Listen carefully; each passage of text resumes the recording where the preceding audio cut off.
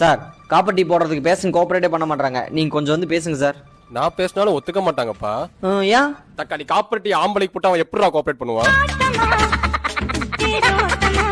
Sir 4 குழந்தை பிறந்திருக்கு sir. மறுபடியும் கன்சீவ் ஆயிட்டா எப்படியாவது கண்ட்ரோல் பண்ணுங்க சார்.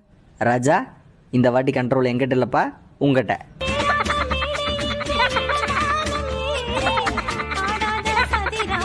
ஓ அப்படியா? இந்த ஊசி போட்டா பிரெக்னென்ட் ஆக மாட்டான்னு சொன்னீங்க. 4 ஊசி போட்டேன் சார், வலிக்குது சார்.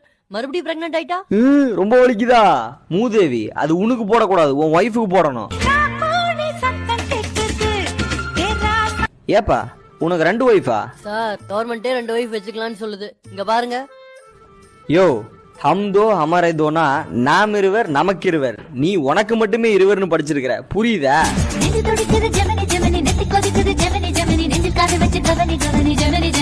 கலைச்சிடலாம் சார், இந்த குழந்தை வேணாம் சார். கலைக்கணுமா?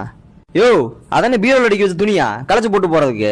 ஒரு உயிர் எப்படி ஃபார்ம் ஆகுதுன்னு தெரியுமா சார் உங்களுக்கு?